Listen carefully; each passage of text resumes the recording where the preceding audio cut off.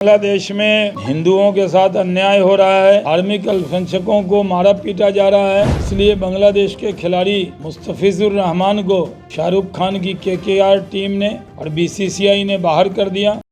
देखिए, बांग्लादेश में हिंदुओं के साथ अन्याय हो रहा है, धार्मिक अल्पसंख्यकों को मारा पीटा जा रहा है, जानबूझकर हत्या की जा रही है। भारत ने कड़ी प्रतिक्रिया दी है। पूरे दुनिया को बांग्लादेश के खिलाफ लामबंद होना चाहिए। इसलिए बांग्लादेश के खिलाड़ी मुस्तफिजुर रहमान को शाहरुख खान की KKR टीम ने और BCCI ने बाहर कर दिया। हम शाहरुख खान को और BCCI को बधाई देते हैं कि मुस्तफिजुर रहमान को उखाड़ के फेंक दिया। एक दिन वो आने वाला है कि जो घटना मधुबनी में दिखी है, एक दिन केंद्र की कांग्रेस वर्किंग कमेटी में वो दिखेगी। अभी भी जितने मतभेद इनके ज़िले में हैं, उससे ज़्यादा मतभेद केंद्र में है। दिग्विजय सिंह जी ने जब से RSS और BJP के संगठन की प्रशंसा की, तो उनके यहाँ उसको लेकर भी मतभेद है। शशि थरूर, P चिदम्बरम, मनीष तिवारी के हर बयान को कांग्रेस अलग सा बयान मानती है, तो कांग्रेस में मतभेद ही बचा है और कुछ बचा नहीं है। हो जाता है।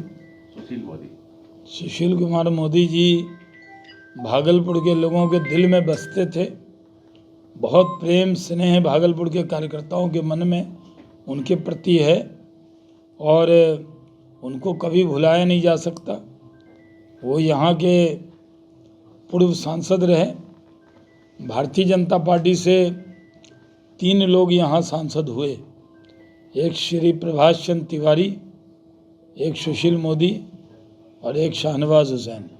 यही कमल के फूल वाले सांसद थे और हम तो उनके बचे हुए कार्यकाल में ही, लोकसभा में भी उनका बचा हुआ कार्यकाल हमें मिला था और विधान परिषद में भी जो मैं रहा, वो उन्हीं के बचे हुए कार्यकाल में मुझे मौका मिला था। तो उनकी देश में जाकर हम लोग इस बारे में VBG रामजी बिल के बारे में बताएंगे और लोगों को समझाने का काम करेंगे। प्रधानमंत्री नरेंद्र मोदी जी आज ग्लोबल लीडर हैं, पूरी दुनिया में उनकी बात सुनी जाती है और भारत तेज़ी से उभरता हुआ देश है। हर तरह की सैन्य ताकत, आर्थिक ताकत भारत के पास है। जापान की जो अर्थव्यवस्था है तो की जगह वो इंडिया उससे ज़्यादा आगे हो गया है, ये क्या दर्शाता है? भारत तेज़ी से विकास कर रहा है। प्रधानमंत्री नरेंद्र मोदी के नेतृत्व में तेज़ी से विकास हो रहा है और यहाँ वो नहीं था। मस्जिद की एक ईंट में भी हाथ नहीं लगा है।